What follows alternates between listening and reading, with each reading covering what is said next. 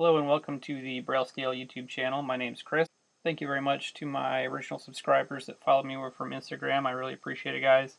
And then a huge shout out to Kenny Conklin over at SciFiantacy. He's really the only reason I jumped from about 3 subscribers up to 30, so I really appreciate it, Kenny. If you don't know who he is, go ahead and check out his channel. I've got a link down here. But I've known him since my college days, probably getting close to about 10 years now. Like me, he's an Army veteran, and he really gives a lot back to the scale modeling community. Again, my name's Chris. I'm a 30-year-old modeler from the Washington, D.C. area. Anyway, consider this kind of an introductory video, just talking about who I am. Some of these pictures here that I'm showing you are just from my previous builds, some of the rare builds that I've actually completed.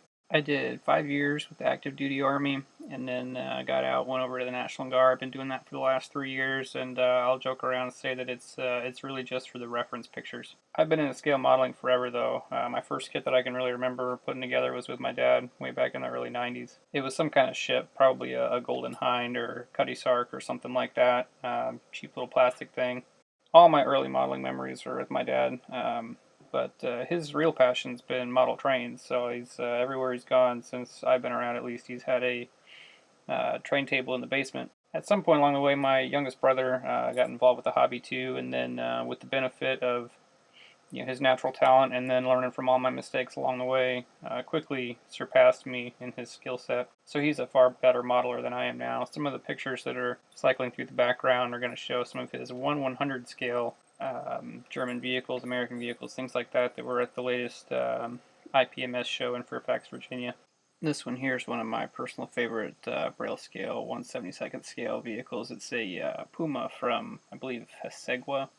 I have no idea how to pronounce some of these hobby companies, by the way. Italeri, Hasegua, Revel, Tamiya. I'm sure I'm butchering all these names, but these are my brother's 1/100 scale kits there on the right side, those 3. They're all exclusively the Russian Zvezda kits, the 1/100s that he does. My favorite being the Strum Tiger there on the bottom of the screen on the right side.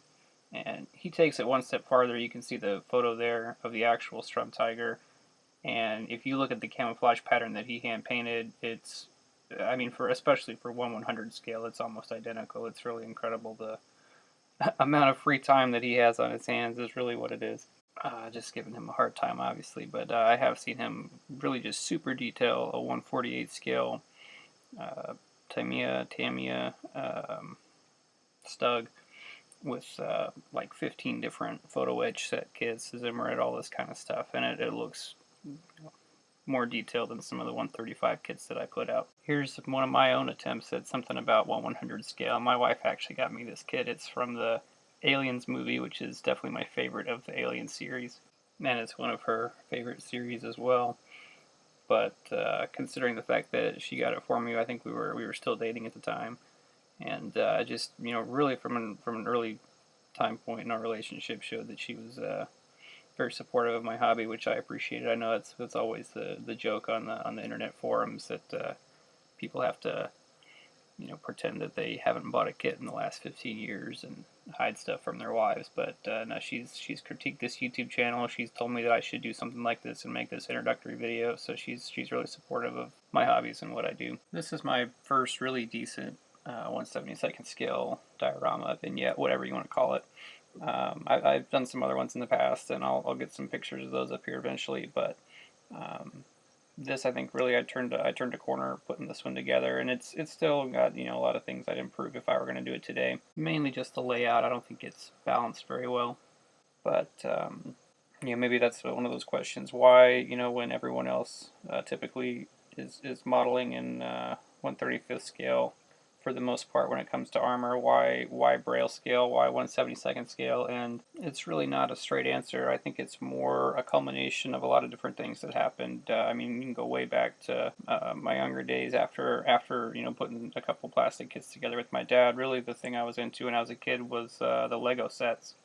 And I didn't really care to put them together so much. I was never the kid that made up his own creations with Legos. I very much followed the instructions and put the specific kit together, and then I really had fun just playing with the kit when it was finished. And I think that kind of attitude has followed me into my scale modeling career, if you want to call it that. While I enjoy putting the kit together and building it, I really do prefer kind of that safe space of just following the directions. I mean, I have gotten to the point where I'll do some scratch building and things, but really I prefer, even if it's something unique for a diorama, I'd prefer to have the aftermarket kit with the instruction set as opposed to being kind of forced to scratch build something. But combine that, desire to get beyond the building stage and into the painting and the weathering and the diorama, which in my mind the diorama is almost how you'd play with the Lego sets as a kid. You use your imagination, you tell a story, you get characters in there. That's one aspect that I really do enjoy about the hobby, the history, kind of the artistic license and creative historical fiction that you can kind of tell with a good diorama. Anyway, to get to that stage, to rush to the finish line almost, the 1/72nd scale kits just get you there that much faster. I can build one of those fairly quick. I really get caught up in the details of a 1/35 scale kit, and it slows me down quite a bit. And then factor in the 5 years I spent in the military, the 4 years before that I was in college. I never really had my own space, my own workbench, so the smaller kits really don't take up a lot of space for the building. They don't take up a lot of space to paint or to show off on a shelf. They have a much smaller footprint. My younger brother's active duty now, and he'll tell you the same thing. That's, if you ask him why 1/100 scale, he'll tell you he just doesn't have the space. Even the 1/48 scale thing he put together, I mean, it took up his whole workspace and then some. So I'm actually starting to get back into 1/35 scale a little bit, and ironically enough, now that I start this YouTube channel called Braille Scale, because my wife and I just bought a house out here, and again, she's really supportive. So she gets her exercise room, I get my man cave with the model bench and everything else. So hopefully that includes a little video studio, and I can produce some much better YouTube quality stuff here in the next few months.